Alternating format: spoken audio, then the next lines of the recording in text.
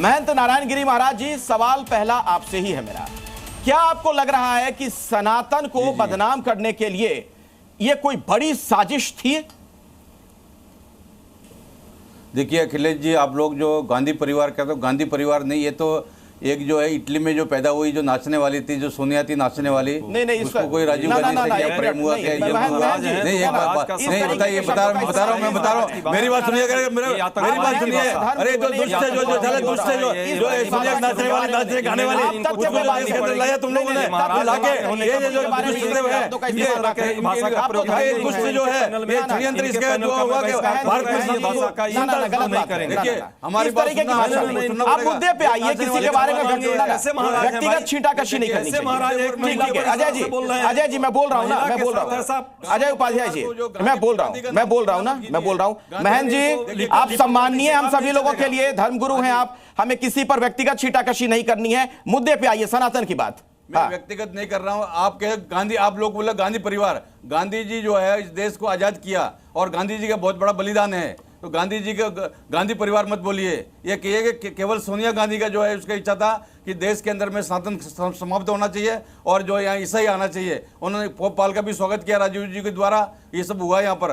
तो इसलिए मैं बोल रहा हूँ कि भाई ये जो पूरा षड्यंत्र था, और यहाँ पर जो है कभी भी हिंदू जो नहीं हो सकता है, इसके लिए हिंदू कभी आतंकवादी रहा नहीं है और कभी रहा नहीं है, कभी हुआ नहीं है। ये चोला पहन करके, भगवा चोला यही कहते हैं ना, ऐसे ही एक्सट्रीमिस्ट से देश को भगवा पहनकर नहीं, ये लोग तुम लोग आप जो हो ना इसी तरह के लोग हो, ये लोगों को हिंदू धर्म को बदनाम कर रहे हो और हिंदू धर्म का ह नहीं जानते हो। तुम लोग हिंदुत्व के नाम पे ये धोखा दे रहे हो, ये धोखा मत दो महाराज।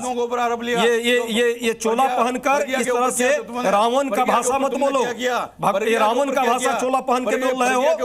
और इस देश के ये आतंकवादियों से जो शहीद हुई जिस परिवार के दो लोग, उनको गाली दे करके नाथूराम गोडसे को मत यहाँ पे करो। नाथूराम गोडसे की प्रशंसा करने वाले आप लोगों के ऊपर कितना अत्याचार किया, ये पूरा देश देख रहा है। आपके इस भाषा को, आपके इस भाषा का कोई समर्थन नहीं कर सकता है। भाषा आपकी है, किसी के बारे में व्यक्तिगत छींटाकशी नहीं। मुद्दे पे आइए अजय उपाध्याय जी, मुद्दे पे आइए। हम महंत जी पे बात नहीं कर रहे हैं, बात सनातन की हो रही है। सुन तो लीजिए, यही आरोप आप लोगों पर लगा है अजय उपाध्याय जी कि हिंदू धर्म को बदनाम करने के लिए आप लोग ये करवा रहे थे। आप लोग सत्ता में थे, एटीएस के जरिए, सीबीआई के लोगों के जरिए धमकवाया जा रहा था लोगों को, सनातन को बदनाम करने की साजिश चल रही थी। मुझसे आपसे अजय उपाध्याय जी कांग्रेस के नेता, महाराज का मैं सम्मान करते हुए इस बात को कह रहा हूं कि महाराज ऐसी भाषा आप करके आप अपना सिर्फ नहीं गिरा रहे हैं। आगे बढ़िए अजय जी, छोड़िए ना, महंत जी पे बहस नहीं कर रहे हैं, मैंने भी कह दिया वो भाषा ठीक नहीं है। एटीएस की बात है।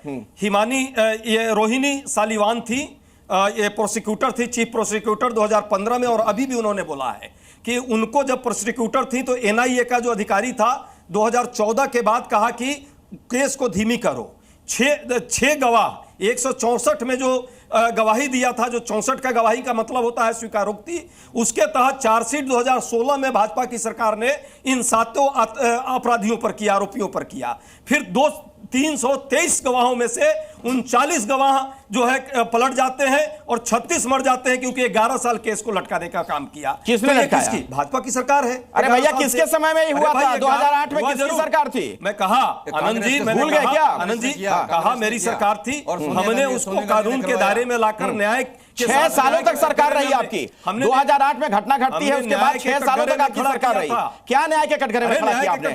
6 साल में आरोप यह लग रहा है कि आप लोगों ने साजिश रची, मोहन भागवत को गिरफ्तारी करने के लिए दबाव डाला गया। किस किस तरीके के बयान सामने आ रहे, सुन रहे हैं ना आनंद जी? अरे बयान तो कह तो रहा हूं कि रोहिणी सालीवान चीफ प्रोसिक्यूटर इस केस की थी, उसके बयान को भी दर्ज कीजिए और कोर्ट के बयान को भी कीजिए। एनआईए का कोर्ट क्या कह रहा है कि गवाह पलट गए हैं, सबूत के अभाव में हमको इन लोगों को छोड़ना पड़ रहा है। इन सब पे संदेह आज भी जारी है, कोर्ट का रिमार्क है। आपको पता है सुप्रीम कोर्ट इस मामले में मिलिंद जोशी गवाह है। एक मिनट सुन लीजिए, मुझे लगता है तथ्यों पर बात करनी चाहिए। आपकी सरकार 6 साल तक रही है, जो घटना घटी थी 2008 में, हमने जेल में डाला, कुछ नहीं कर पाया। अगर आपने परिणाम जेल में डाला तो आरोप लग रहा है कि आप लोगों ने गलत तरीके से किया। मिलिंद जोशी से आज मेरी बात हो रही थी, सुन लीजिए अजय जी, अपनी बात रखिएगा, सुनना चाहिए पहले।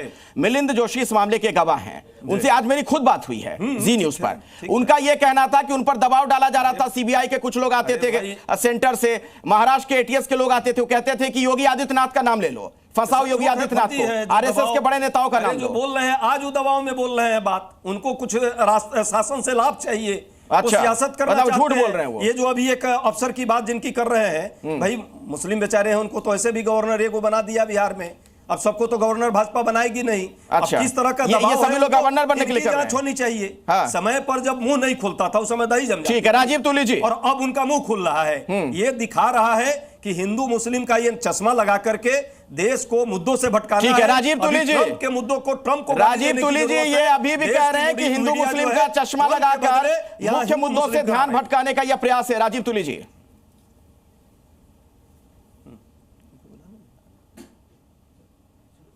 और बाकी सब पैनलिस्ट से मेरा निवेदन है कि देश की जनता बहुत मेहनत से समय निकाल करके, ये आवाज इको हो रही है आपकी अखिलेश जी, थोड़ा ठीक कराइएगा जरा। ये ठीक करवाते हैं सर, तुली जी इसको ठीक करवा रहे हैं, आप बोलिए अपनी बात रखिए जी।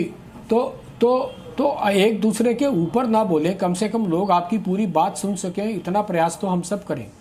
देखिए ये जो सारा केस था और इस केस में जो सारी अरेस्ट हुई है, अगर आप ये जो जजमेंट है उसको पढ़ेंगे, पृष्ठ बाय पृष्ठ पढ़ेंगे, तो उसमें ये लिखा हुआ है कि जो गाड़ी वहाँ पकड़ी गई उसके ऊपर नंबर प्लेट जो थी वो कुछ और थी, और जब साइंटिफिक इन्वेस्टिगेशन किया तो उसका नंबर कुछ और निकल कर आया।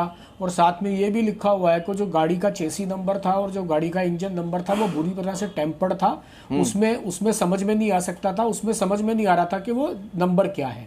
तो ऐसी बहुत सारी जो एनामोलीज हैं वो सारी इस जजमेंट और इस केस में है। देखिए इस केस की बुनियाद डाली सबसे पहले जो राष्ट्रीय कांग्रेस पार्टी के अध्यक्ष थे और उस समय के मुख्यमंत्री थे शरद पवार जी ने। 29 सितंबर को जब ये बम ब्लास्ट हुआ, उसके अगले दिन उसके 2-3 दिन के बाद ही राष्ट्रीय कांग्रेस पार्टी का अधिवेशन था, और उस अधिवेशन में उन्होंने मंच से कैटेगोरिकली बोला कि इस प्रकार का कोई भी जो आतंकवादी हमला होता है उसमें सिम्मी का इन्वेस्टिगेशन होता है, उसमें बजरंग दल का इन्वेस्टिगेशन क्यों नहीं होता, सनातन प्रभात और बजरंग दल जैसे जो हिंदू संगठन है इन पर कार्रवाई क्यों नहीं होती। उन्होंने एक क्लियर कट इंडिकेशन दिया कि जो गृह विभाग के अधिकारी हैं उनको अपना नजरिया बदलना चाहिए। देखिए ये पिछले कुछ दिन में, पिछले 3-4-5 दिन में, ये जो उस समय की एटीएस थी उसके ऊपर ये एक डबल कलंक लगा है उस पर। जो वहां पर मुंबई में जो बम धमाके हुए उसके सारे आरोपी बरी हो जाते हैं। इसमें तो कोई राशनल ही नहीं है, कोई सबूत ही नहीं है किसी के खिलाफ। और ये बात मतलब उधर महाराष्ट्र एटीएस से लेकर के जो गृह मंत्री सुशील शिंदे थे जिन्होंने ये भगवा आतंकवाद जो शब्द है इसको क्वाइन किया, वहां तक ये पूरी इन्वॉल्वमेंट है। शिंदे साहब ने जब एक पॉडकास्ट में अपनी बात रखी राजीव तुली जी, दिग्विजय तो वो उन्होंने ये कह दिया कि ये पार्टी की लाइन थी, भगवा आतंकवाद जैसा शब्द मुझे इस्तेमाल नहीं करना चाहिए था। ये खुद सुशील शिंदे ने बाद में ये बात कही, उनको इस बात के लिए अफसोस जताते हुए अपनी बात कह रहे थे। लेकिन अभी भी इस तरीके के बयान दिए जा रहे हैं। पृथ्वीराज चौहान, आज उनसे मेरी खुद जी न्यूज पर बातचीत हुई है शिवम, आज भी वो कह रहे हैं कि ये हिंदू आतंकवादी से कहिए, भगवा आतंकवाद मत कहिए। भगवा आतंकवाद कह रहे हैं मत कहिए, लेकिन कह रहे हैं हिंदू आतंकवाद कहिए, सनातनी आतंकवाद कहिए। पृथ्वीराज चौहान, मतलब अगर मैं चौहान वंश की बात करूं तो वहां से आने वाले लोग जो हिंदुओं में गौरव का विषय है, गौरव रखते हैं, देश के लिए लड़ने वाले लोगों में से उस डिसेंडेंसी से वो आते हैं और उसी को आतंकवादी बता रहे हैं। मतलब इस देश में, मतलब ये कितनी बेशर्मी भरी बात है। लेकिन मैं एक चीज़ और कहना चाहता हूँ, ये थ्योरी चाहे शिंदे जी ने आकर एक पॉडकास्ट में कहा कि मुझे नहीं कहना चाहिए था, मेरी पार्टी लाइन है, चाहे आज दिग्विजय सिंह भी पलट गए, कह रहे मैंने तो कभी कहा ही नहीं।